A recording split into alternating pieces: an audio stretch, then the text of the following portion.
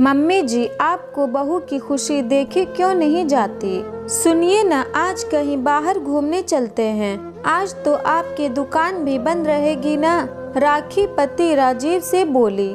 राजीव बोला, राखी दुकान बंद है, मगर मुझे दुकान में सफाई करवानी है, इसलिए बाहर घूमने नहीं जा सकते हैं। और हाँ, मैं दोपहर में खाना खाने भी आज देरी से आऊँगा। राखी बोली, राजीव लगभग 1 साल से ऊपर हो गया है, हम कहीं घूमने नहीं गए। मैं भी घर में सारा दिन काम करके थक जाती हूँ, मुझे भी थोड़ा बदलाव चाहिए। आपको हमेशा कुछ न कुछ काम रहता है, कभी तो मेरे बारे में भी सोचिए। राजीव बोला, समझा करो राखी, बहुत सी जिम्मेदारियां हैं मुझ पर। अगर मैं घूमने चला जाऊं तो दुकान के दूसरे काम कौन करवाएगा? राखी बोली, आप एक दिन पापा जी को बोल दीजिए, वे ध्यान रख लेंगे दुकान का। वैसे भी सफाई तो कारीगर करेंगे, पापा जी को तो सिर्फ बैठकर ध्यान ही रखना है। राजीव बोला, पापा और माँ आज बाहर जाने वाले हैं। कल पापा बता रहे थे वे दोनों दोपहर के बाद बाहर जाएंगे। राखी यह सुनते ही रुआंसी हो गई। जब से शादी करके आई थी, लगभग सिर्फ 1 या 2 बार मुश्किल से घूमने गई थी, क्योंकि आए दिन सास कामना जी और ससुर निर्मल जी ही बाहर जाया करते थे। राखी के आते ही कामना जी बिल्कुल आज़ाद हो गई थी और घर की सारी जिम्मेदारी उन्होंने बहू पर डाल दी थी। आए दिन सास ससुर कभी घूमने तो कभी रिश्तेदारों के घर हो आया करते और बेचारी राखी पूरा समय खाना बनाती और राजीव दुकान संभालता। निर्मल जी पहले दुकान पर बैठा करते थे और राजीव के ना होने पर दुकान का ध्यान भी रखते थे, मगर राजीव की शादी के बाद निर्मल जी ने दुकान पर जाना ही बंद कर दिया था। कामना जी और निर्मल जी इतने बूढ़े ना थे कि आराम ही करें, मगर उन दोनों ने राजीव की शादी राखी से कराने के बाद घर की जिम्मेदारियों पर अल्प विराम लगा दिया था। दोनों या तो बाहर जाते या दिन भर टीवी देखते। राखी की भी इच्छा होती थी कि वह भी 2-3 दिन राजीव के साथ कहीं घूम आए, मगर कामना जी और निर्मल जी के सहयोग के बिना यह मुश्किल था। निर्मल जी को राजीव कभी दुकान पर ध्यान रखने के लिए बुलाता तो निर्मल जी कहते, बेटा तुम्हारी दुकान तुम ही संभालो, अब मुझसे वहाँ नहीं बैठा जाता।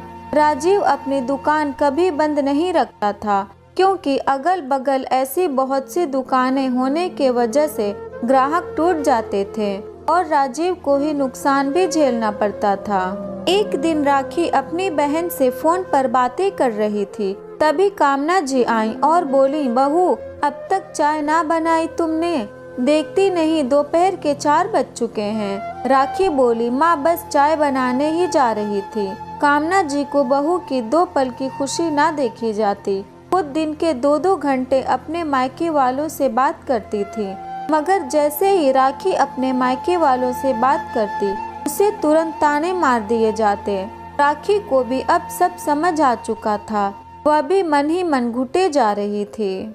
आज राखी ने मन बना ही लिया था कि वह 2 दिन राजीव के साथ कहीं बाहर घूमने जाएगी। वह कामना जी से बोली, माँ मैं और राजीव 2 दिन घूमने जाना चाहते हैं, 1 साल हो गया है मुझे कहीं बाहर गए हुए। तो कामना जी बोली, घर का क्या होगा, फिर अब इस घर की जिम्मेदारी तुम्हारी है, तुम्हारे पीछे से घर कौन देखेगा? निर्मल जी भी सब सुन चुके थे। वे बोले, मुझसे तो अब इस उम्र में दुकान पर नहीं बैठा जाता, राजीव दुकान का क्या करेगा, फिर बंद रखे तो वह जाने। राखी बोली, आप दोनों इतना बाहर जाते हो, घूमते हो, यह सब तो आपको इस उम्र में हो रहा है, और सिर्फ 2 दिन घर और दुकान नहीं संभलेगी आपसे। एक दूसरे के सहयोग के बिना परिवार नहीं चलते पापा जी और मम्मी जी। हमारा भी मन करता है घूमने का, बाहर जाने का, मगर आप दोनों हमसे कभी नहीं कहते कि तुम दोनों भी घूम आओ। बस आप लोगों को अपनी ही पड़ी है, कभी हमारे बारे में भी सोचिए। घर में सभी का बराबरी का हक होना चाहिए। घर हम चारों का है तो सिर्फ हमारे ऊपर ही सारी जिम्मेदारियां क्यों थोप दी गई हैं? एक बहू भी अपने लिए समय चाहती है, अपने पति के साथ घूमना फिरना चाहती है, उससे सिर्फ घर संभालने की उम्मीद ही क्यों की जाती है? मम्मी जी, आपको बहू की खुशी देखे क्यों नहीं जाती? आप भी कभी बहू रही होंगी। मैं आज उसी जगह पर खड़ी हूँ जहाँ कभी आप थी। और पापा जी, आपको कहाँ दुकान पर काम करने को कहा जा रहा है? आपको सिर्फ बैठकर दुकान का ध्यान ही तो रखना है। वैसे भी इस उम्र में थोड़े कोई आपको कुछ काम करने को कहेगा। राखी का यह रूप देखकर दोनों चुप हो गए। दोनों को अपनी गलती तो पता थी, भले मुंह से स्वीकार नहीं कर पा रहे थे। राखी बोली, एक दूसरे के सहयोग से सारे काम हो जाते हैं, बस इंसान मदद करने को तैयार होना चाहिए। राजीव भी दुकान से आया तो उसने राखी का साथ दिया और दूसरे दिन दोनों घूमने निकल गए।